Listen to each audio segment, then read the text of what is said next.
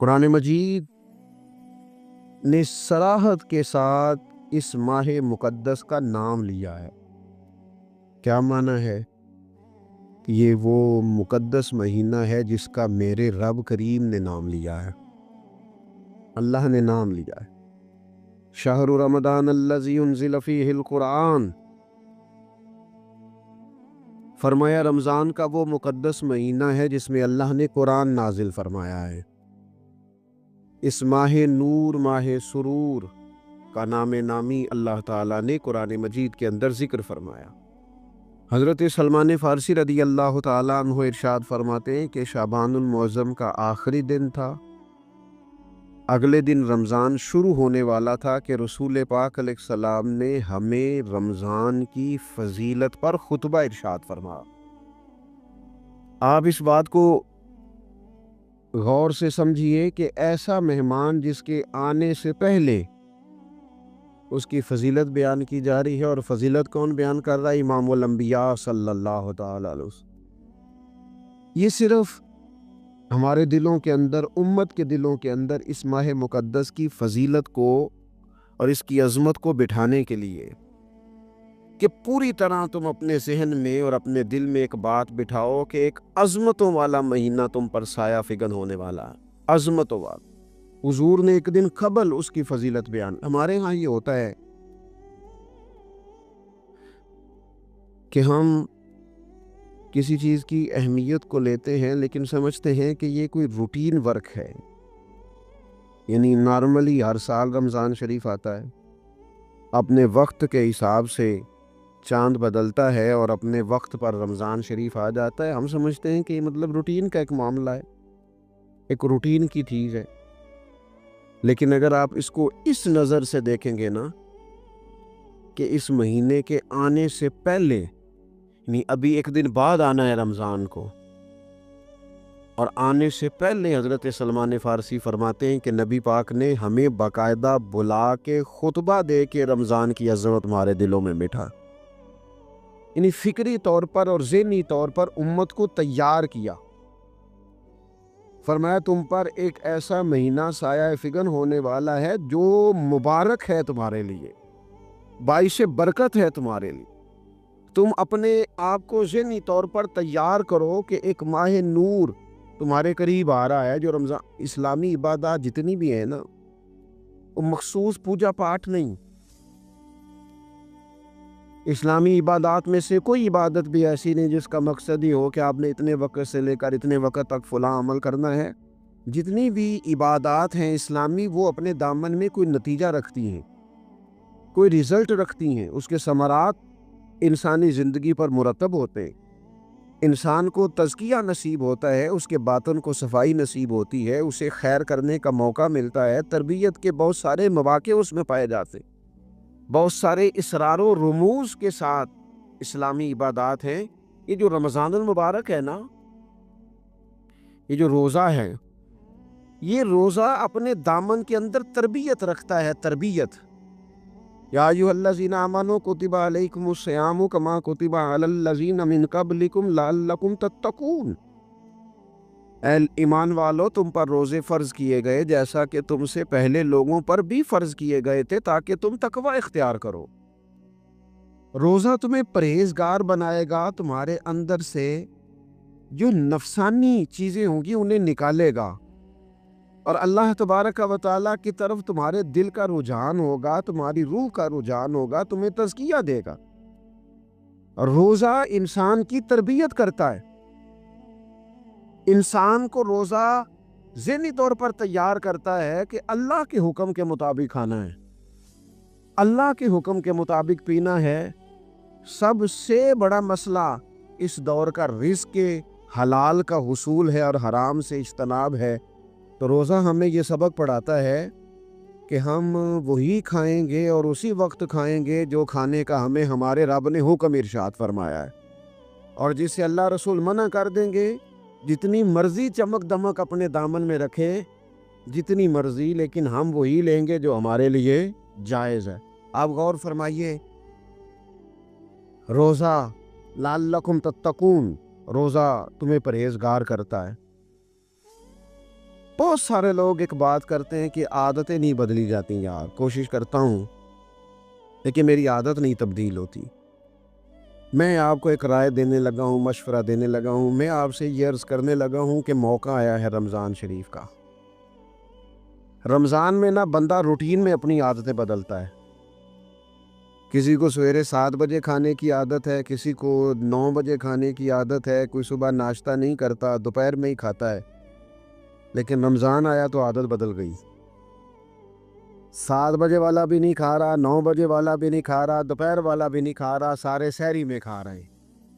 عادت بدل گئی، بالکل طبیعت بدل گئی، روٹین چینج ہو گئی۔ کوئی اٹھ رہا تھا صبح فجر میں، اللہ کی توفیق سے اللہ تعالیٰ معاف فرمائے تو کچھ ایسے بھی تھے جو 9-10 بجے اٹھ رہے تھے، کچھ الحمدللہ فجر پڑھ کے چلو کسی وجہ سے پھر سو گئے، 10-11 بجے اٹھ رہے تھے، روٹین بدلی ہوئی تھی۔ رمضان آیا تو بدل گئی، سارے سحری میں اٹھ رہے ہیں، تہجد کے وقت سب کی آنکھ کھل رہی ہے، بالکل روٹین بدل گئی، حالات بدل گئے، معاملات تبدیل ہو گئے، اوقات تبدیل ہو گئے، دفاتر کے ٹائم تبدیل ہوئے، اسکولوں کے نظام تبدیل ہوئے، مدارس کے اوقات تبدیل ہوئے، ہر چیز کے اندر تبدیلی آئی۔ معنی کیا ہے کہ اللہ نے تمہیں موقع دیا ہے کہ عادتیں بدلی جا سکتی ہیں، اپنے آپ کو تبدیل کیا جا سکتا ہے، لائف سٹائل کو چینج کیا جا سکتا ہے۔ یہ موقع آیا ہے، ایک مہینہ ہے پورا، 2-3 دن 4 دن آپ کی روٹین بگڑ جائے نا سونے کی، یعنی روٹین سے ہٹ کے آپ سونا جاگنا شروع کر دیں تو پھر وہی روٹین بن جاتی ہے، پھر اسی ترتیب سے انسان سارے کام کرتا ہے۔ تو رمضان میں روٹین چینج ہوگی، سارے تہجد میں اور سحری میں اٹھیں گے، تو اللہ کرے نا یہ روٹین قائم رہے۔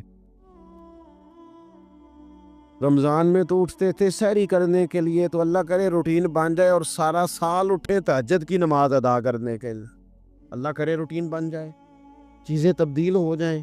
وہ لوگ جن کو ڈاکٹر کہہ رہے تھے کہ دوائی بھی کھانی ہے اور پرہیز بھی کرنا ہے، تو وہ کہہ رہے تھے جی دوائی کھانا تو آسان ہے، پرہیز کرنا مشکل ہے، تو بدلنے لگی ہے نا روٹین، آ گیا نا رمضان، پرہیز کا ٹائم شروع ہو گیا، لہذا بہترین فائدہ یہ ہوگا کہ رمضان میں پرہیز ہوگی، ڈائٹ پلان بالکل بنایا جا سکتا ہے، اس میں چیزوں کو بالکل مرتب کیا جا سکتا ہے۔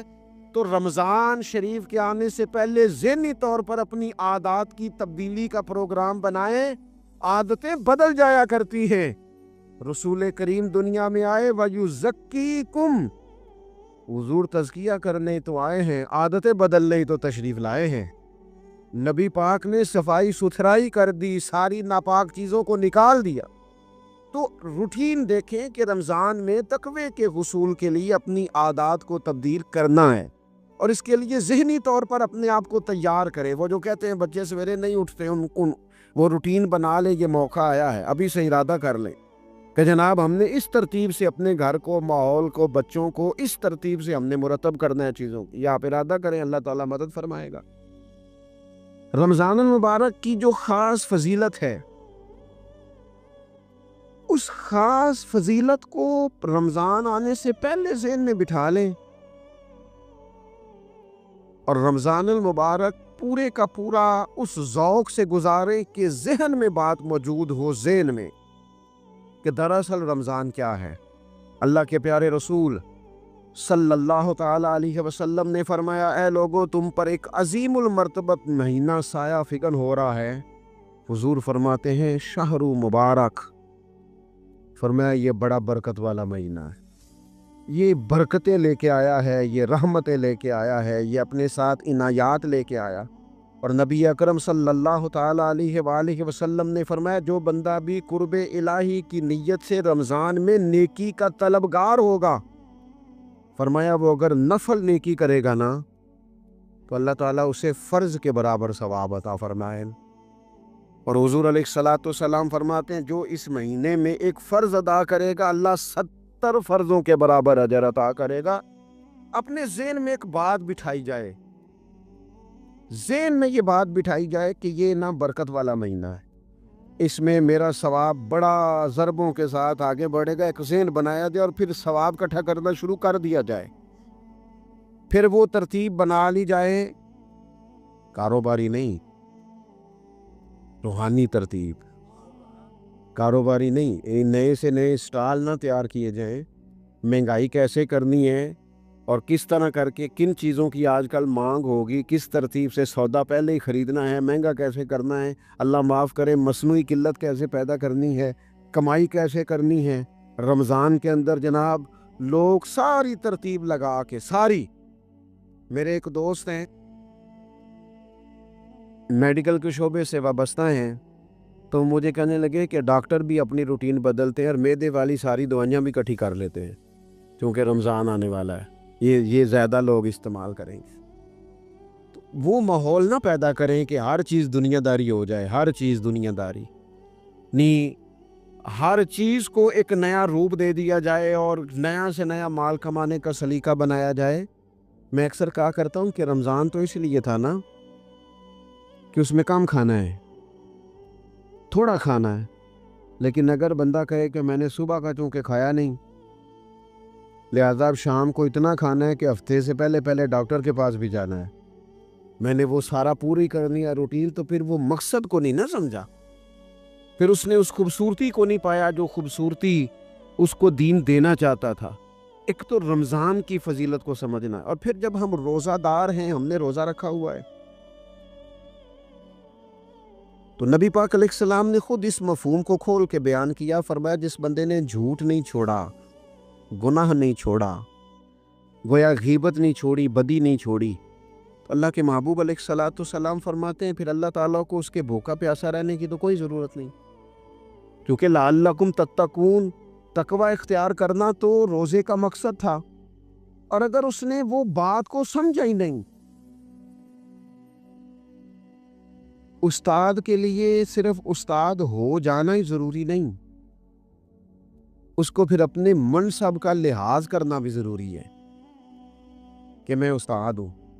والد کا صرف والد ہو جانا ہی کمال نہیں، اس کو پھر اس منصب کے تقاضوں کو بھی سمجھنا چاہیے کہ اب میں ایک باپ ہوں، اب میں روٹین میں وہ آزاد نہیں ہوں کہ جہاں میرا جی چاہے گا جاؤں گا، جہاں میری طبیعت چاہے گی میں کھاؤں گا، جہاں میرا دل کرے گا میں وہ کام کروں گا۔ اب آپ سرپرست ہیں، سربراہ ہیں، انسان دیکھیں نا، ایک شخص ہے وہ عالم ہے، اب علم پڑھ لینا صرف کمال نہیں، وہ اپنے منصب کو بھی تو سمجھے نا، اس منصب کے وقار کو، اس کے لحاظ کو بھی تو سمجھے نا۔ ایک آدمی اگر عمر رسیدہ ہے، بڑا ہے، بزرگ ہے، اور وہ چاہتا ہے کہ میری بزرگی کی وجہ سے میرا اکرام کیا جائے، تو اسے اپنے منصب کا بھی لحاظ کرنا پڑے گا۔ اس کو حضرت سعد ہی فرمایا کرتے تھے میں نے 18 سال کے بزرگ دیکھے اور میں نے 75 سال کے بچے دیکھے۔ حضور کیا مطلب؟ فرمانے لگے عمر ہو گئی لیکن اپنے منصب کا خیال نہ کیا، عادات بچوں والی رہی، اور فرماتے میں نے ایسے لوگ دیکھے جن کو شروع وقت میں ہی اللہ والوں کی صحبت نصیب آئی، تو وہ جو بزرگی ہے وہ پھر عمر کی وجہ سے نہیں ملی، وہ اللہ نے علم اور عمل کی وجہ سے عطا فرمایا۔ تو اپنے منصب کا لحاظ کرنا کہ میرا یہ منصب ہے، اسی طرح جب ہم نے روزہ رکھا ہوا ہوگا نا تو پھر ہم نے اس منصب کا بھی لحاظ کرنا کہ میں روزے دار ہوں، پھر خالی بھوکے پیاسا نہیں رہنا۔ رسول پاک صلی اللہ تعالی علیہ وآلہ وسلم نے پتہ ہے روزے دار کی فضیلت کیا بیان فرمائی؟ اللہ کے محبوب صلی اللہ تعالی علیہ وسلم فرماتے ہیں کہ رب فرماتا ہے ابن آدم کا ہر عمل اس کے لیے ہے، روزہ میرے لیے، اور فرمایا میں خود جزا دوں گا روزے کی، میں خود جزا دوں گا روزے کی۔ اور حضور فرماتے ہیں روزہ ڈھال ہے، جو شخص روزہ دار ہو وہ بےہودگی سے، فحش گوئی سے اجتناب کرے، اور اللہ کے محبوب صلی اللہ تعالی علیہ وسلم فرماتے ہیں اگر کوئی شخص اسے گالی دے، اگر کوئی شخص اس سے جھگڑا کرنا چاہے تو پتہ کیا جواب دے؟ اسے کہے بھئی میں روزے دار ہوں، میرے منصب کا تقاضا نہیں کہ میں تیرے ساتھ الجھوں۔ اور رسول پاک صلی اللہ علیہ وسلم فرمانے لگے اوہو اتنی بڑی بات، حضور فرمانے لگے، یہ صحیح مسلم کے لفظ ہیں، کریم محبوب فرمانے لگے مجھے اس رب کی عزت کی قسم جس کے قبضے میں محمد عربی صلی اللہ علیہ وسلم کی جان ہے، حضور فرماتے روزہ دار کے منہ کی خوشبو اللہ تعالیٰ کے نزدیک قیامت کے دن مشک کی خوشبو سے بھی زیادہ وقت والی ہوگی۔ اس کے منہ سے جو خوشبو آتی ہے قیامت میں مشک پیچھے رہ جائے گا، اور رب کی بارگاہ میں صرف روزہ دار کے منہ سے، اگر تیرے منہ کی خوشبو رب کو اتنی پسند ہے تو تجھے بھی تو اپنے منصب کا خیال ہونے تو کہ میں نے روزہ رکھا ہوا ہے، میں روزہ دار ہوں۔ اور میرے نبی پاک علیہ السلام کے یہ دو لفظ ہیں نا، وہ صوفیاء ہیں نا، اللہ کے نیک بندے جو ساری زندگی تڑپتے رہے کہ کبھی یہ حقیقت منتظر نظر آنا لباس مجاز میں، کبھی مالک ایک دفعہ کبھی تیرا جلوہ ملے، کبھی یہ حقیقت منتظر نظر آنا لباس مجاز میں، لاکھوں سجدے تڑپ رہے ہیں میری جبین نیاز میں، اور جو ساری زندگی کہتے رہے کہ ہم تو عمر دراز مانگ کے لائے تھے 4 دن، 2 آرزو میں کٹ گئے، 2 انتظار میں، یہ دیکھو انہیں انعام ملنے لگا ہے۔ جو اس کی راہ کے سوالی تھے، جو اس کے رستے کے مسافر تھے، جو اسے پانا چاہتے تھے، جو اس کی دید کرنا چاہتے تھے، جو اسے ملنا چاہتے، میرے رسول پاک علیہ السلام نے فرمایا روزہ دار کو 2 خوشیاں ملیں گی۔ ایک خوشی اس وقت ملتی ہے جب وہ افطار کرتا ہے، اور فرمایا ایک خوشی اس وقت ملے گی جب وہ اپنے رب سے ملاقات کرے گا، جب وہ اس سے ملے گا تو اس وقت روزہ دار کو خوشی ہوگی۔ میرے دوستو، خوشی تو جو ہوگی سو ہوگی، لیکن یہ لفظ بڑے حسین نہیں کہ روزہ دار کی رب سے ملاقات ہوگی، یہی لفظ بڑے با کمال نہیں۔ ایک روایت میں تو یہ ہے نا کہ روزہ میرے لیے ہے، میں اس کی جزا دوں گا، اور ایک روایت میں یہ ہے کہ روزہ میرے لیے ہے اور رب فرماتا ہے میں خود روزے کی جزا ہوں، یعنی باقی نیکیوں پر ثواب ملے گا، روزہ رکھنے والے کو رب رحمان ملے گا۔ نبی اکرم صلی اللہ تعالی علیہ وسلم کے امت کے صوفیاء نے نا کچھ چیزوں کو بڑا کھولا ہے۔ عارف رومی کہتے ہیں کہ ایک دن نا محمود غزنوی نے خزانوں کے دروازے کھول دیے اور فرمایا بھئی میں نے آج ہر چیز کھول دی ہے، جو جس چیز پہ ہاتھ رکھے گا وہ اسی کی ہو جائے گی۔ لوگ دوڑے، کوئی سونے کی طرف، کوئی چاندی کی طرف، کوئی جائیدادوں کی طرف، کوئی خزانے کی کنجیوں کی طرف، کوئی بڑے بہترین گھوڑے اور اونٹوں کی طرف، لوگ دوڑ گئے، جو جس پہ ہاتھ رکھے گا اسی کا، سب بھاگ گئے۔ ایاز بیٹھا ہے، نہ وہ حسن میں رہی شوخیاں، نہ وہ عشق میں رہی گرمیاں، نہ وہ غزنوی میں تڑپ رہی، نہ وہ خم ہے زلف ایاز میں، وہ لذتیں کہاں۔ ایاز چپ کر کے بیٹھا ہے۔ پھر محمود نے ایاز کی طرف مخاطب کر کے کہا ایاز اٹھنا نہیں، آج لوٹ سے لگ گئی ہے، جو جس چیز پہ ہاتھ رکھے گا اسی کی۔ ایاز کہنے لگا بات پکی ہے نا؟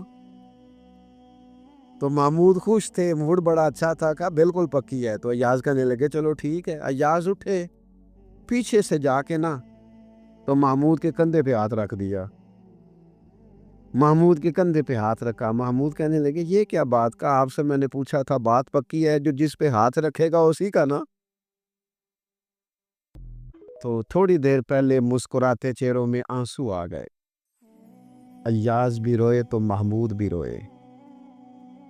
کہا بادشاہ پکا رہنا، وہ جن کو خزانے چاہیے تھے وہ دوڑ گئے، مجھے تو چاہیے۔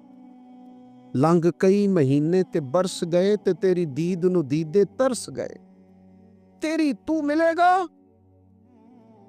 تو پھر کہا محمود نے، اس نے کہا میں وعدہ کر چکا تھا، بس ٹھیک ہے، باقیوں کے خزانے اور میں تیرا طے ہو گئی۔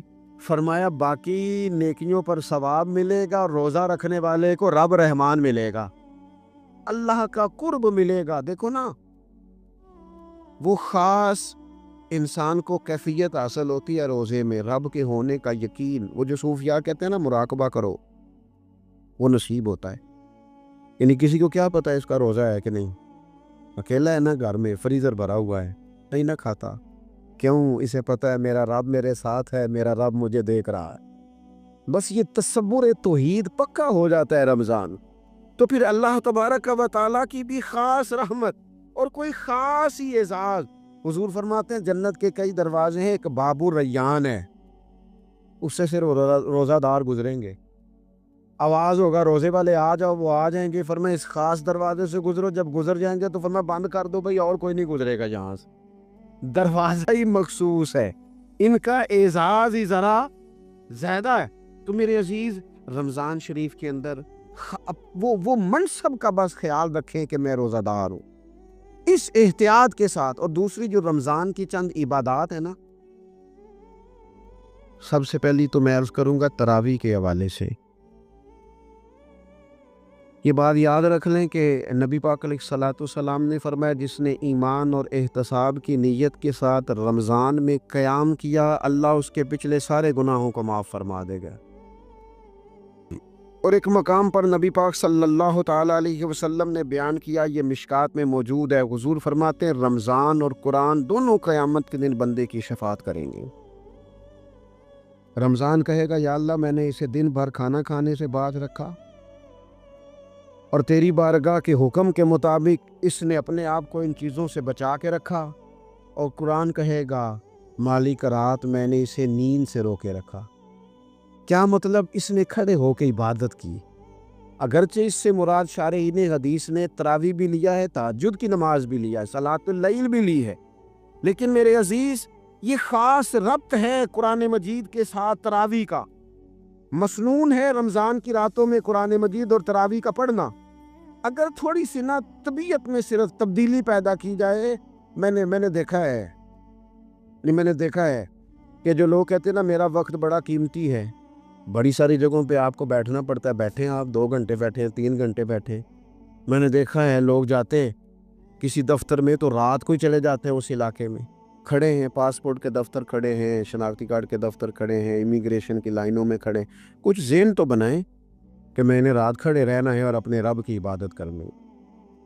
تراویح کو ذرا ذوق سے آپ اگر تھوڑا ارادہ کر لیں گے نا، یعنی کوئی ایسا مشکل کام نہیں، میری تو رائے یہ ہے کہ پہلے 3-4 دن ذرا جم کے ذہن بنائیں، اور تھوڑا سا نا روٹین کو بدلنے کی کوشش نہ کریں۔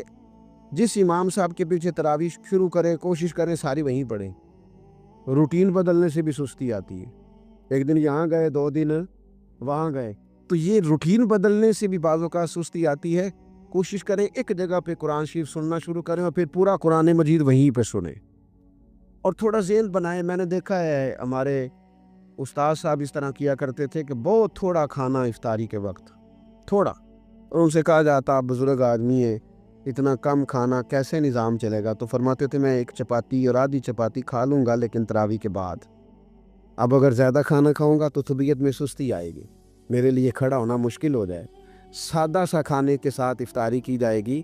اور تراویح کے لیے اپنے آپ کو ذہنی کہاں ٹائم ملتا ہے سارا سال قرآن پڑھنے سننے کا، یہ تو اللہ نے موقع عطا فرمایا ہے، تو تھوڑا سا اگر دلچسپی پیدا کی جائے، بڑا سونا قرآن مجید پڑھا جاتا ہے مساجد میں، بچے بڑی خوبصورتی سے، تو اللہ کا شکر ہے جگہ جگہ پہ۔ اور مساجد کے علاوہ بھی میں نے دیکھا ہے ہم سے لوگ مطالبہ کرتے ہیں کہ ہماری فیکٹری میں رات کو بھی کام ہوتا ہے، اتنے سارے ورکر ہیں تو بچہ کوئی مل جائے قرآن شریف سنائے، فلانی جگہ بھی اتنے لوگ ہیں تو اگر موقع مل جائے، تو اگر تھوڑا ذہن بنایا جائے، شوق پیدا کیا جائے تو اللہ تعالیٰ فضل فرماتا ہے، انسان کو طاقت ملتی ہے کھڑے رہنے۔ ایک تو تراویح، روزہ، تراویح، اور تیسری بات ہے سحر اور افطار۔ یہ جو سحری اور افطار، یہودی جو تھے نا وہ سحری نہیں کرتے تھے، سحری کا نام و نشان نہیں تھا، روزہ رکھتے سحری نہیں کرتے۔ تو نبی پاک صلی اللہ تعالیٰ علیہ وسلم نے فرمایا ہمارے اور یہودیوں کے درمیان فرق ہی سحری کا ہے، اور نبی پاک صلی اللہ تعالیٰ علیہ وآلہ وسلم نے فرمایا سحری کھایا کرو، سحری کھانے میں برکت ہے۔ اور اگلی بات سننی آپ نے تو خوش ہو جانا ہے، سحری کو معمولی نہ سمجھے، سحری کرنا عبادت ہے۔ ہاں آپ مت سمجھیں کہ میں روٹی کھا رہا ہوں، یہ تو میرے سامنے دہی رکھا ہوا ہے، یہ تو سالن رکھا ہوا ہے، یہ تو اچار رکھا ہے، تو چپاتیاں رکھی ہیں۔ سحری کھانا عبادت ہے۔ آپ صبح اٹھے، آپ کی تو روٹین ہی اور تھی، تو 7 بجے کھاتے تھے، 9 بجے کھاتے تھے۔ یہ جو آپ صبح کھا رہے ہیں اٹھ کے سحری میں، اپنی مرضی سے تھوڑی کھا رہے ہیں، یہ تو کسی کے کہنے سے کھا رہے ہیں، یہ تو کسی کے بٹھائے بیٹھے ہیں۔ یہ جو سحری کا لنگر ہے یہ رب رسول کی رحمت کے ساتھ عطا ہوتا ہے، یہ کرم ہے، یہ اللہ رسول کے بٹھائے بیٹھے ہیں۔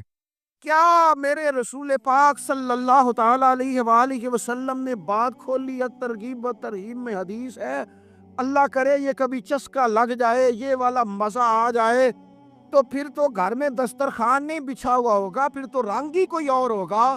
حضور فرماتے اللہ تعالیٰ اور اس کے فرشتے سحری کھانے والوں پر رحمتوں کا نزول فرماتے ہیں۔ کھائی روٹی جا رہی ہے، پکا ہوا کھانا ہے، لیکن حضور فرماتے ہیں رب بھی رحمتیں فرما رہا ہے اور اللہ کے حکم سے فرشتے بھی رحمتوں کا نزول کر رہے ہیں سحری کھانے والوں پر۔ تو خوب توجہ سے، ذوق سے، شوق سے۔ اور پھر جو افطار کا معاملہ ہے، حضور فرماتے ہیں جب روزہ کھولنے والا روزہ کھولتا ہے تو جو دعا مانگتا ہے رب قبول فرما لیتا ہے۔ یعنی افطار کا وقت ایسا ٹائم ہے جو دعاؤں کی قبولیت کا وقت ہے۔ افطار کرنا بھی ہے، کرانا بھی ہے۔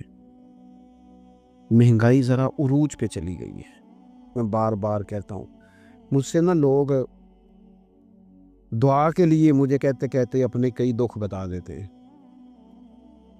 تھوڑا سا نا افطاریاں مہربانی فرمائیے گا سیاسی نہ کیجیے گا۔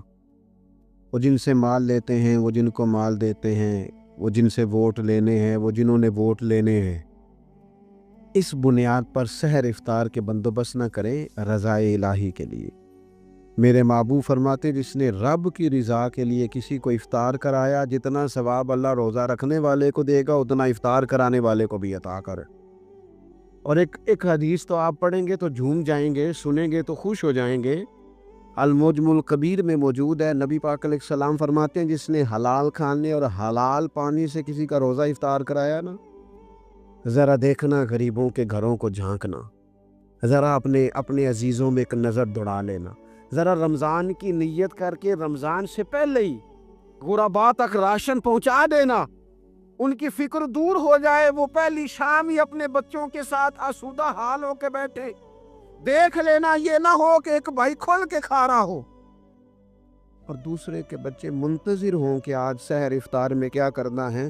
اپنے گلی محلے میں دیکھ لینا، ہم اس رسول کے ماننے والے ہیں جنہوں نے فرمایا میں اسے مومن ہی نہیں جانتا جو پیٹ بھر کے کھائے اور اس کا ہمسایہ بھوکا رہ جائے۔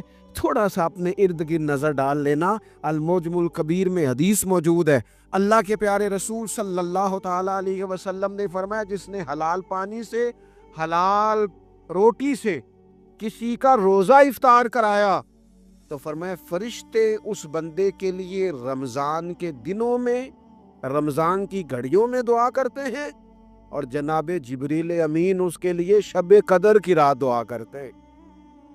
حضرت جبریل شب قدر میں دعا کریں گے، خاص رات، یا اللہ اس بندے پر فضل فرما، اس نے تو غریب آدمی کو افطار کرا۔ یہ ایک عبادت ہے، اس عبادت کا خیال کریں۔